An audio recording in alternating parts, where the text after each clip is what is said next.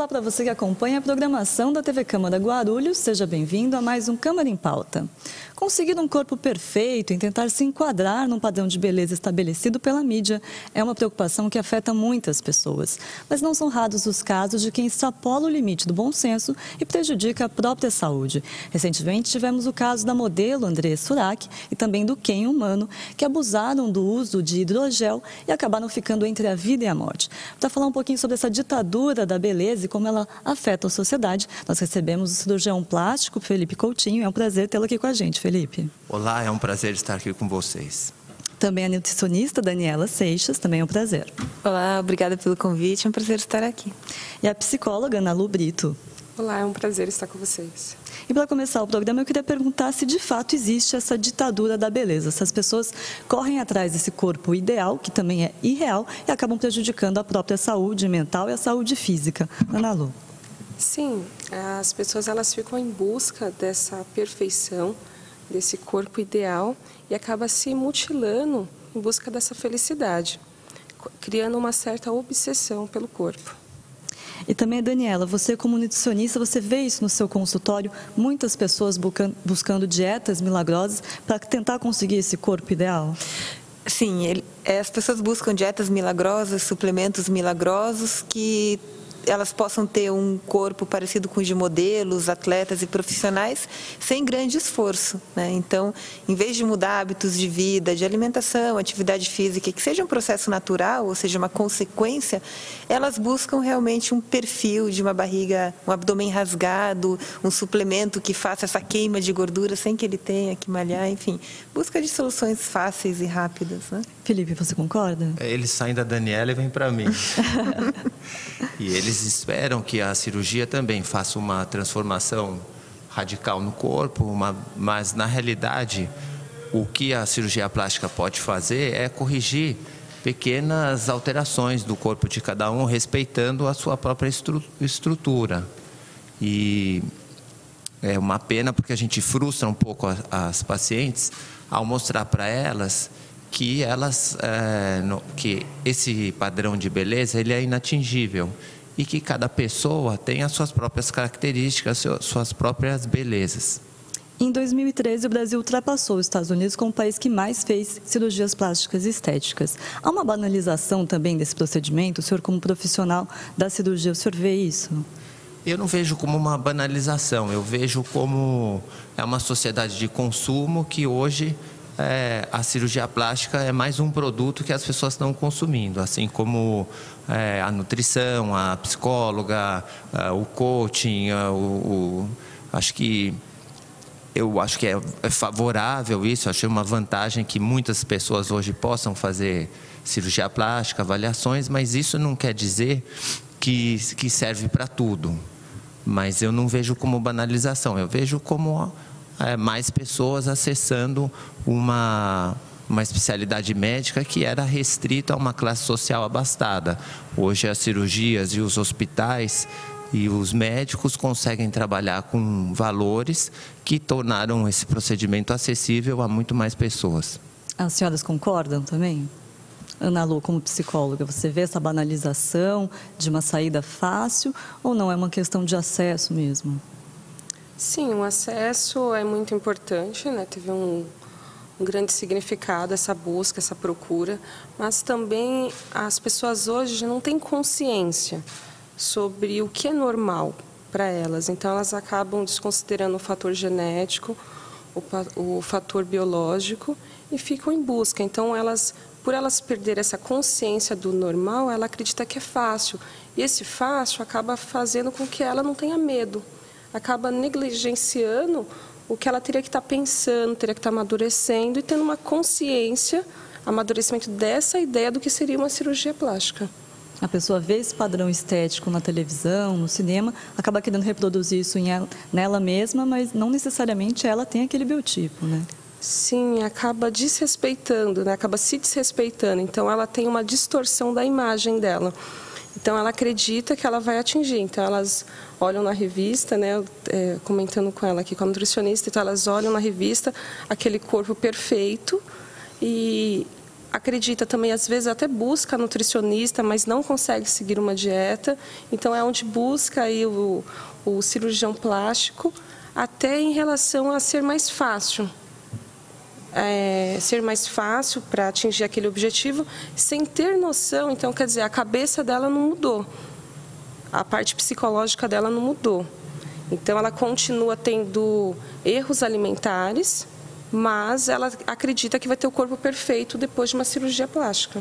Daniela, falando nessa questão de revistas, qualquer revista feminina tem uma receita de uma dieta milagrosa que tal celebridade fez, e a pessoa compra achando que vai funcionar para ela também. O que de fato é real nessa questão da dieta? Tem um padrão, tem dietas que funcionam para todo mundo, ou é uma questão de reeducar mesmo a alimentação? Acho que o grande problema aqui é distinguir o que é perda de peso e o que de fato é emagrecimento, né? Porque algumas dietas que vendem justamente isso que você colocou, uma perda de peso muito rápida, né? 6 quilos em 15 dias, isso metabolicamente não é possível, né? O que você pode fazer é perder um peso em um período de tempo relativamente curto, mas que não é gordura, né? Então, você faz uma dieta muito radical, restringe carboidrato, por exemplo, em 2 dias você já perdeu 2, 3 quilos, né? E a pessoa fica muito feliz com esse resultado, porque viu o peso baixar na balança, quando na verdade não houve uma mudança da composição corporal. O processo de perder gordura é um processo mais lento, não acontece em 1 semana, em 2. E isso requer realmente mudança no estilo de vida. Então, quando você adere a uma dieta porque comprou na revista, achou legal que uma pessoa famosa fez, dificilmente isso vai mudar os seus hábitos alimentares em longo prazo. Então, talvez você possa até reduzir o peso rapidamente, talvez em 1 semana, 2.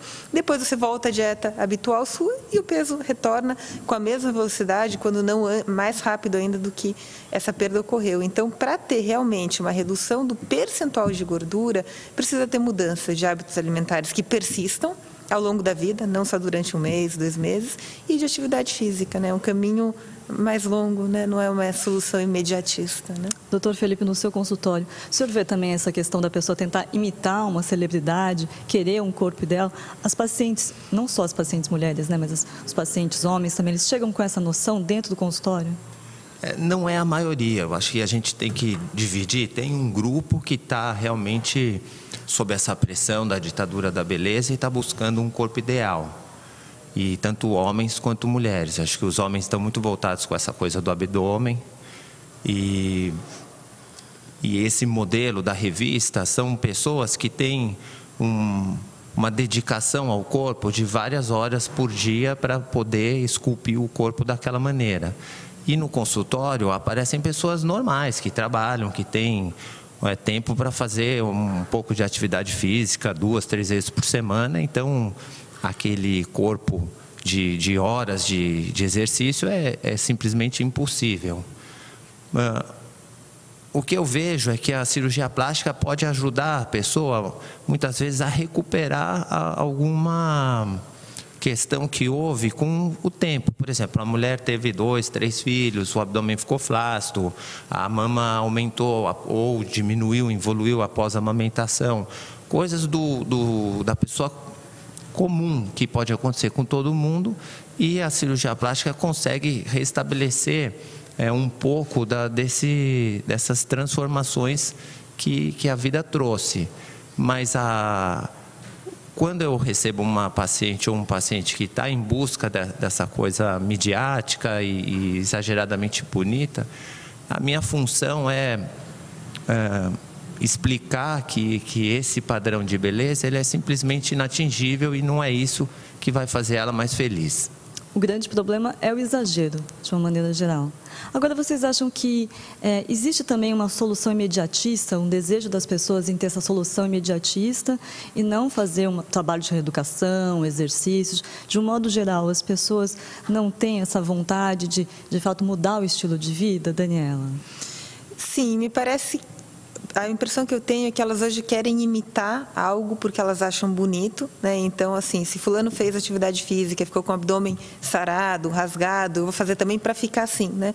Quando, na verdade, a motivação ideal não seria essa, né? Seria, eu quero ter uma vida mais saudável, viver melhor, me sentir melhor, e eu vou ter um benefício estético em consequência disso, mas esse benefício não vai vir em 1 semana, nem em 2, nem em 3, vai vir em longo prazo, né? Então, às vezes a pessoa quer fazer isso hoje, para amanhã já está bonita, bonito e colocar foto e ter várias curtidas, ou seja, não é uma coisa para a vida dela mesma, talvez é uma coisa mais de aparência, né? E que no meu ponto de vista não é o caminho ideal, né? Você até comentava aqui nos bastidores que as pessoas só procuram nutricionista para emagrecer, mas não deveria ser isso. Exato, essa é a minha grande tristeza como nutricionista, que o nosso trabalho seja reduzido a emagrecimento, né? Porque realmente quando a gente pensa em alimentação saudável, a gente está pensando em longevidade, em função cognitiva, em felicidade, em qualidade de vida, de sono, todas as variáveis são influenciadas pelo nutriente, né? E essa pessoa que é magra e que se alimenta mal e às vezes tem vários problemas decorrentes da alimentação, nunca vai procurar nutricionista, porque ela acha que ela está magra e a alimentação dela está perfeita. Mas ela pode ter às vezes uma doença no futuro que poderia ter sido prevenida, aliás, várias doenças crônicas não transmissíveis podem ser prevenidas por uma alimentação saudável. Então, a importância da alimentação, por exemplo, na gestação, né? Isso implica na saúde do feto no futuro e da segunda geração, da terceira, e a gestante só procura nutricionista se está com sobrepeso. Então, assim, essa é uma grande tristeza para mim, que se reduza a perder peso, quando na verdade poderia ser muito mais, né? Muito mais interessante, né? Ana Lu, como que você vê essa questão da sociedade atual, esse imediatismo? Você concorda com isso? É também um sentimento meio egocêntrico do cidadão, de querer pensar só na estética, mas não ter essa mudança interior de postura? Sim. É até complicado a questão dos transtornos alimentares. Geralmente, essas pessoas não procuram o psicólogo. Por quê? Porque eles acreditam que só são vaidoso, vaidosa, e que isso não é um problema exatamente. Então, eles acreditam que esse diagnóstico não existe, né? E isso, essa não aceitação sobre o que ele tem, que é onde houve vários óbitos aí. Por quê? Porque ele acredita que ele não está doente, então ele não precisa de tratamento. Então, é onde ele acha que só está em busca da beleza, porque ele quer algo imediato. E ele vai em busca... tendo esse obsesso mesmo, sendo obsessivo mesmo, em busca seria aquela melhoria para o seu corpo. E recentemente nós tivemos esse caso da modelo, que é a Andressa Urach, que todo mundo acompanhou praticamente, ela quase morreu devido a esse abuso de hidrogel. E foi uma aplicação, inclusive, irregular. Até queria que o doutor explicasse um pouquinho para a gente. O quanto que essa pressão que as pessoas vivem na mídia, especialmente também as celebridades, mas que isso reflete na sociedade, quanto que isso pode atrapalhar a saúde mesmo do indivíduo, doutor? Acho que primeiro eu vejo que essas maiores distorções são nessas pessoas que estão expostas à mídia e que a manutenção da imagem delas depende da aparência. É tão grave que ela quase morreu. Então, os riscos são imensos. Quando a pessoa ultrapassa os limites das recomendações médicas, de fazer os procedimentos respeitando as regras do produto ou os ambientes corretos, é tão extremo que as pessoas chegam a expor a sua própria vida em risco em busca de uma aparência ou de procurar extremos, o maior bumbum, a maior mama, o corpo mais esculpido. Isso é uma competição que não tem nada a ver com a vida saudável, como a Daniela estava dizendo. Quando o corpo saudável, ele envolve questões mais amplas. É tanto a aparência que o cirurgião plástico pode ajudar a corrigir, quanto os hábitos de vida, quanto a saúde mental da pessoa. E eu acredito que essas pessoas estão vivendo verdadeiros distúrbios quando elas chegam a esses pontos extremos. No caso dela, inclusive, havia uma recomendação médica para usar uma quantidade muito pequena dessa substância. Ela aplicou em excesso. É isso? Exatamente. E se você olhar as fotos dela antes da aplicação, não havia a menor necessidade de fazer nada. Então, eu acho que aí a Ana Lu pode nos ajudar. Eu começo a suspeitar de um distúrbio de autoimagem, de percepção dos limites, do que é bonito, das proporções corporais. Eu já enxergo como um princípio de um distúrbio de autoimagem. Você concorda, Ana Lu? É um problema psicológico mesmo, Sim, até psiquiátrico, não sei. Isso mesmo. Isso gera um transtorno disfórmico corporal. É uma preocupação obsessiva por determinada parte do corpo, mas ela é inexistente, como ele falou. ele acabou de dar o exemplo. Não há necessidade de mudar, mas ela acredita que teria que estar mudando. Então, ela começa em busca de vários especialistas. E esses especialistas para ela, acaba não sendo suficiente. Então, é onde já tem até reclamação. Por quê? Porque aquela parte para ela não está perfeita ainda. Então, ela não acredita no especialista e acaba procurando uma pessoa que não é profissional, que vai aplicar essa substância. Elas vão em busca de tudo, mas até maiores críticas, se você for procurar algumas críticas sobre médicos, elas colocam muitas coisas, falam mal do médico, falam que ele não fez como ela gostaria, que não atingiu o objetivo e tudo mais. Por quê? Porque ela acredita que aquela parte não é perfeita. Mas isso vai passando por vários especialistas. E isso acaba causando o quê? Uma ansiedade, um estresse muito grande, o qual atrapalha na sua vida do cotidiano. Então tá certo, a gente vai a um pequeno intervalo, mas daqui a pouquinho a gente volta falando mais sobre essa ditadura da beleza aqui no Câmara em Pauta. Fique com a gente.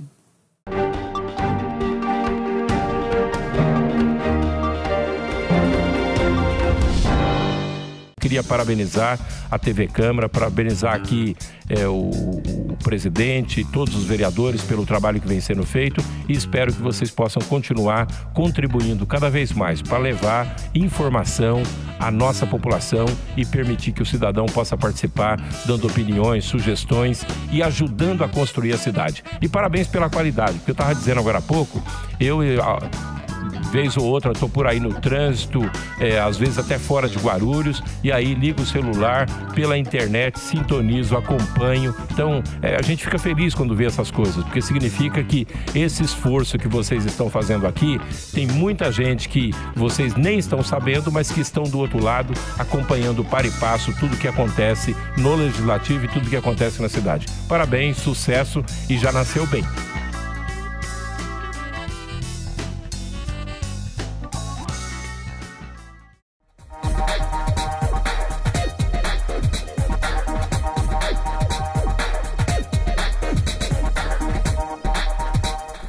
A Câmara Municipal de Guarulhos acredita num mundo melhor e mais igual. E a igualdade de direitos passa por cidadãos democraticamente bem informados. Para que a informação chegue realmente a todos, a Câmara aposta na inclusão. A transmissão das sessões conta com o apoio de um intérprete de Libras, a língua brasileira de sinais. Assim, o deficiente auditivo também pode acompanhar tudo o que acontece na política da cidade e exercer, de fato, o papel de cidadão. TV Câmara Guarulhos, o canal da cidadania.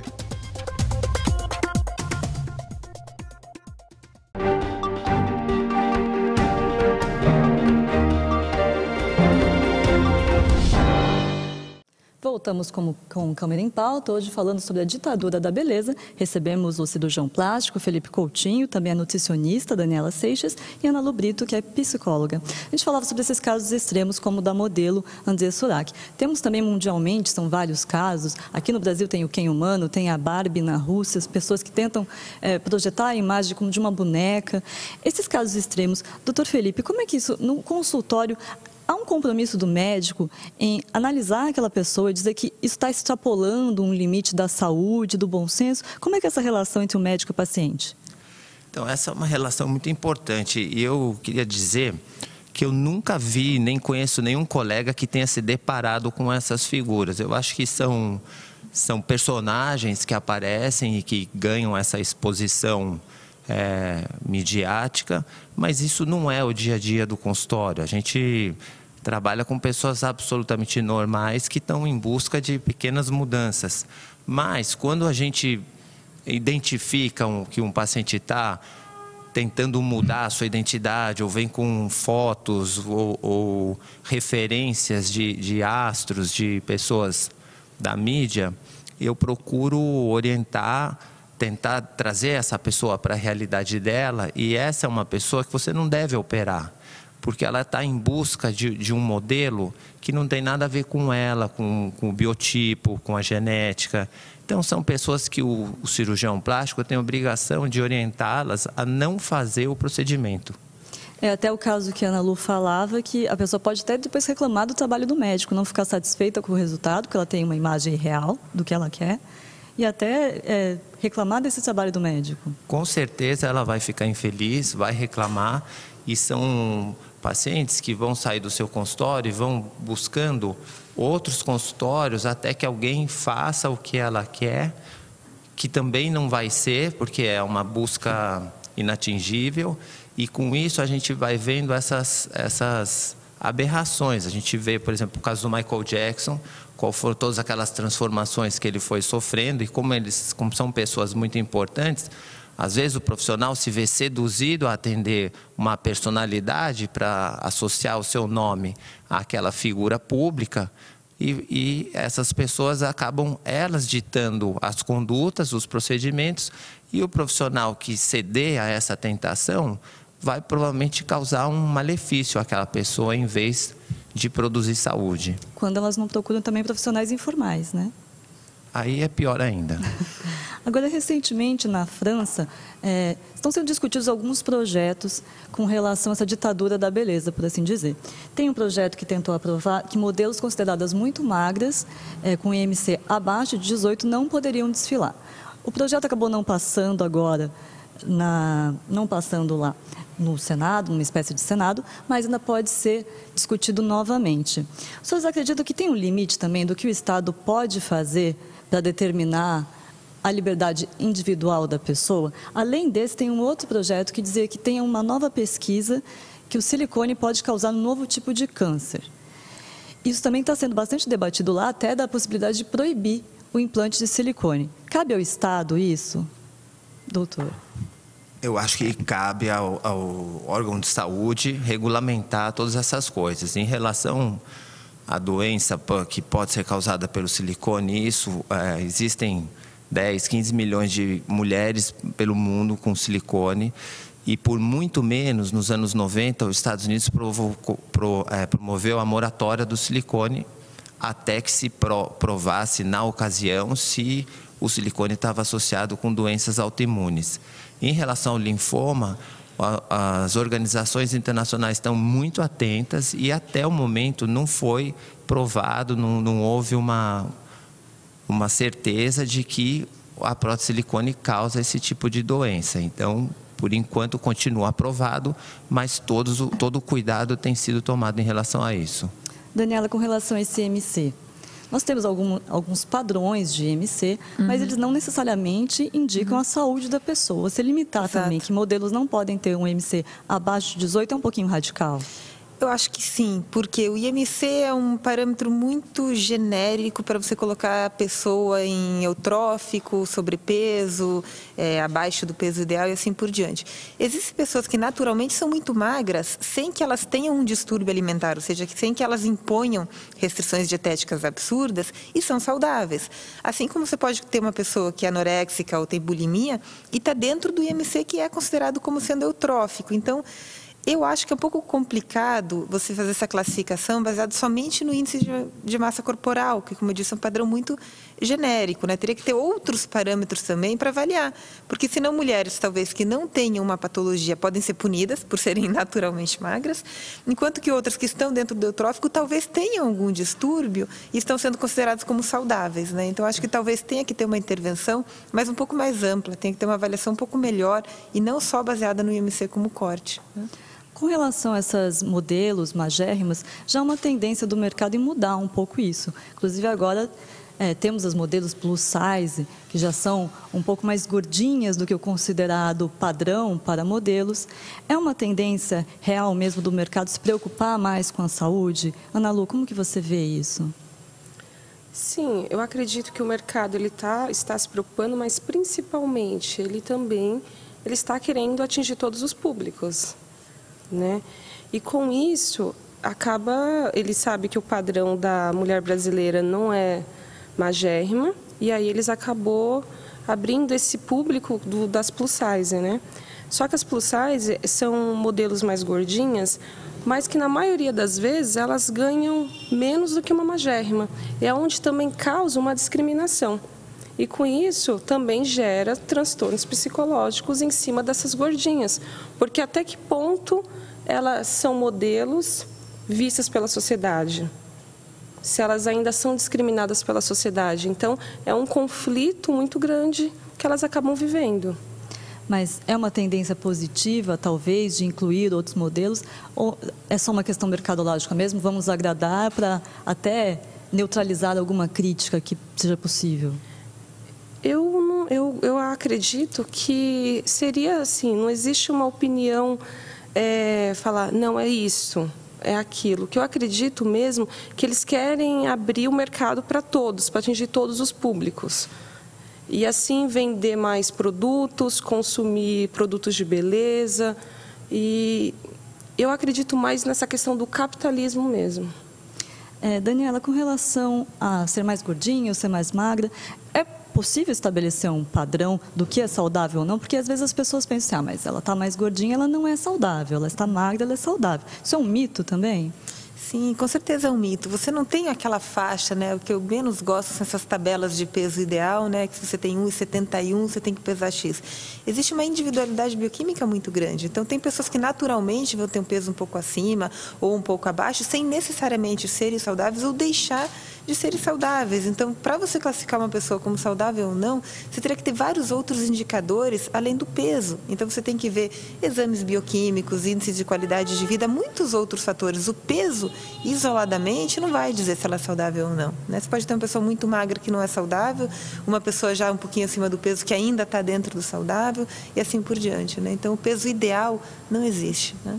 Doutor Felipe, ainda com relação ao peso, naquela pesquisa, quando o Brasil ultrapassou os Estados Unidos nas cirurgias plásticas, se não me engano, a lipoaspiração é a mais comum, depois seguida pelo implante de silicone, é isso? A preocupação geral das pessoas é com peso? Existe uma questão muito grande com o peso e a lipoaspiração, ela não é um procedimento para perder peso, ela é um procedimento que pode melhorar o contorno corporal e voltado para regiões onde a gente tem a gordura localizada. São depósitos de gordura que, quando você faz uma dieta, é o último lugar que vai desaparecer. Geralmente nos flancos, abdômen, algumas mulheres a região do culote. E o que eu acho que mudou em relação a esse número maior de cirurgias é que o brasileiro entendeu que ele pode fazer pequenos procedimentos. Então, você tem um culote pequenininho, pode ir lá, te incomoda na roupa, ou você vai e faz um ajuste no corpo. E eu acho que a grande sabedoria foi justamente diminuir o tamanho das cirurgias. Eu acho que quando você faz pequenas intervenções, você produz melhoras focadas em alguns lugares, a pessoa fica satisfeita e a sua exposição é menor. Antigamente, as lipoaspirações se media por litros. Tantos litros, e aí era uma coisa de risco.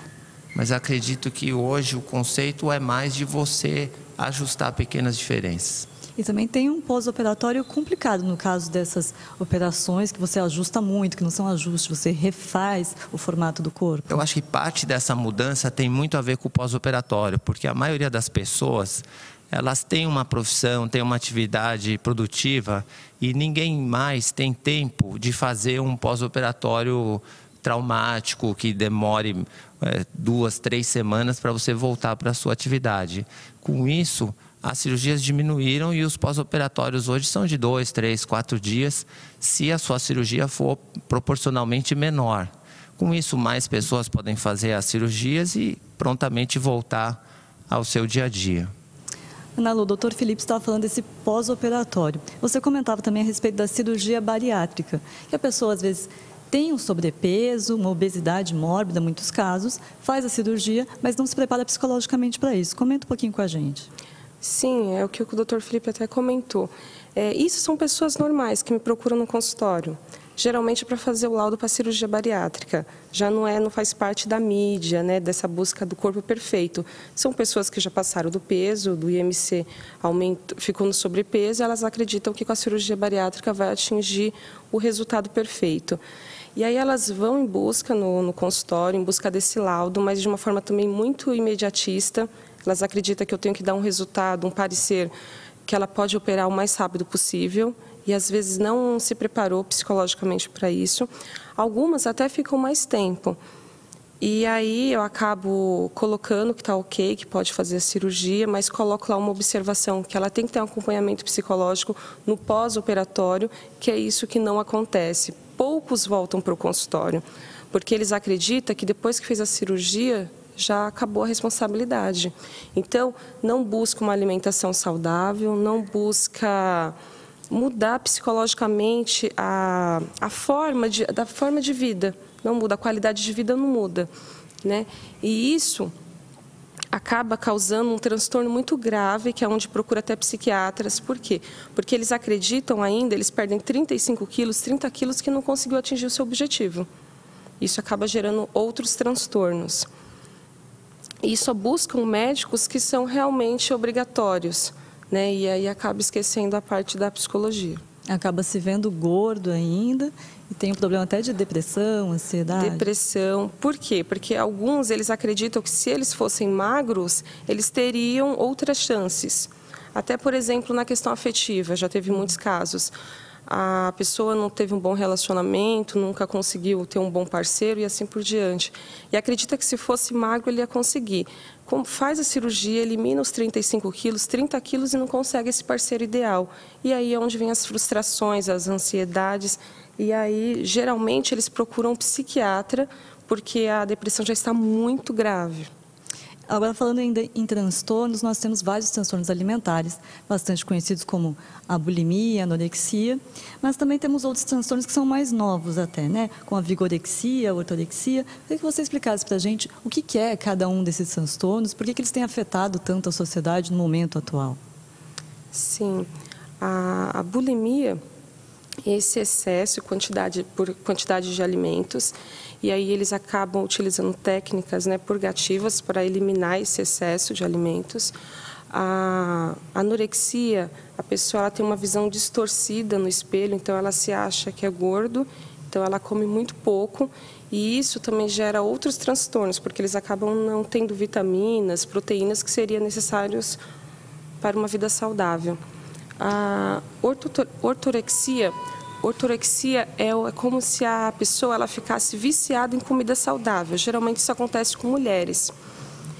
Então elas vão até na nutricionista, pega aquela dieta e aí eles colocam, ela tem que se alimentar de 1.200 calorias. Então ela vai seguir, né, aquelas 1.200 calorias. Então, por exemplo, um dia que de repente ela não está em casa, ela sai, ela acredita que as comidas que estão ao seu redor são impuras para ela naquele momento, então elas ficam em jejum o dia inteiro. Aqueles almoços de família, elas acham que não são comidas saudáveis para ela. E isso acaba causando um isolamento, porque eles começam a observar os outros como se eles comessem comidas, tivessem hábitos alimentares errados. Só ele tivesse a comida saudável, só ele que tivesse hábitos alimentares saudáveis. E isso gera uma ansiedade, isso gera um estresse muito grande, porque a pessoa ela não continua trabalhando, ela só pensa na dieta. Então, isso acaba prejudicando o seu cotidiano. Agora, com relação à vigorexia, é o excesso de exercícios? É isso? Uma obsessão também pelo corpo? A vigorexia, geralmente, ela acontece mais em homens, né? É ao contrário da anorexia. A pessoa ela se olha no espelho como se ela fosse fraco. A anorexia é como se a pessoa fosse magro. E a vigorexia, não. Ela se olha no espelho e fala, eu sou fraco. E aí ela começa atrás excessivamente de atividades físicas. Atividades físicas é interessante, tudo, é muito bom, mas isso começa a ser um excesso. Então, ele começa, de vez ele ficar na academia 1h30, ele vai querer ficar o dia inteiro. Aí para de trabalhar, para de estudar e só pensa nas atividades físicas. Quando ele percebe que ele não conseguiu atingir o seu objetivo, aí ele vai atrás de anabolizantes e de outras drogas. E conforme ele começa a utilizar outras drogas, ele começa a aparecer outros sintomas, como irritabilidade, depressão, ansiedade, dores musculares, mas ele acredita ainda, ele se olha no espelho como fraco, então ele vai atrás de músculos e muitos músculos o tempo inteiro. Atualmente parece ser uma certa moda também de musculação, academia, essa vida saudável, mas que tem sido levada a excesso também. Daniela, você vê isso nas pessoas que procuram um consultório, essa obsessão um pouco com uma alimentação saudável, com ter um corpo saudável, que elas pensam que é saudável? Sim, alguns pacientes ficam até mais preocupados do que a gente com a alimentação. Por quê?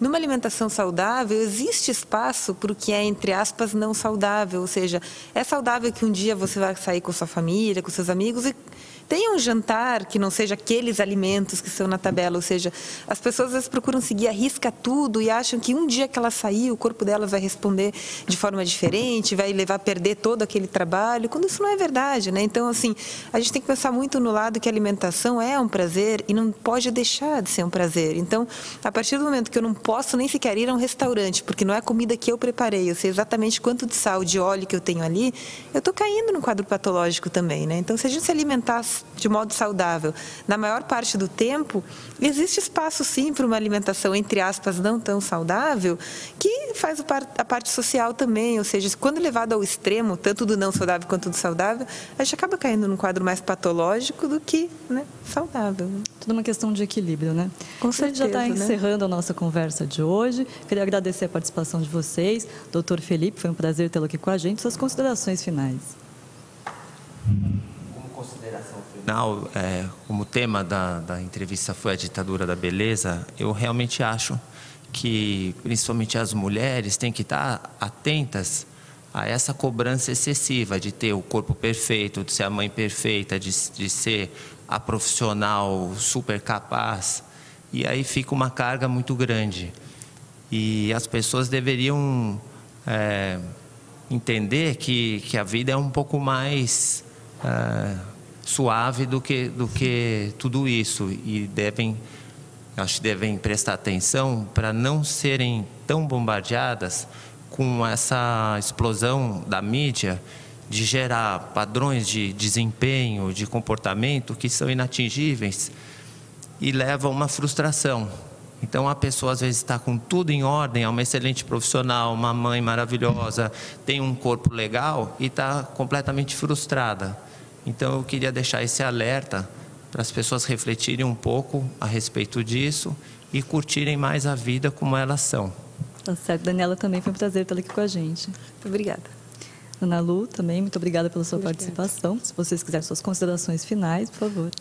Bom, eu acho que eu vou insistir no mesmo ponto, que é que busquem a saúde, que tentem aliar uma alimentação saudável com prazer, isso é muito importante, e fujam de dietas extremas, milagrosas, suplementos que derretem gordura, né? Isso só vai fazer você gastar dinheiro e potencialmente colocar a sua saúde em risco, né? Então, tentem sempre o saudável e o corpo vai vir como uma consequência para o teu padrão, considerando a tua genética, que não vai ser igual a modelo, enfim, né? Seguir esse caminho, acho que é melhor. Ana Lu, também um conselho? Sim, eu acredito que você tem que ter um psicológico saudável, até para você ter um corpo físico saudável, evitando aí os obsessos, a obsessão por essa perfeição de corpo perfeito o tempo inteiro, implantado pela nossa sociedade. Tá certo, muito obrigada. A gente já está chegando ao fim, mas você também pode participar do Câmara em Pauta, mandando sugestões de temas para a gente pelo e-mail câmaraimpauta@câmaraguarulhos.sp.gov.br. Esse foi o nosso programa sobre ditadura da beleza. Muito obrigada pela sua companhia. A gente se vê numa próxima edição. Tchau.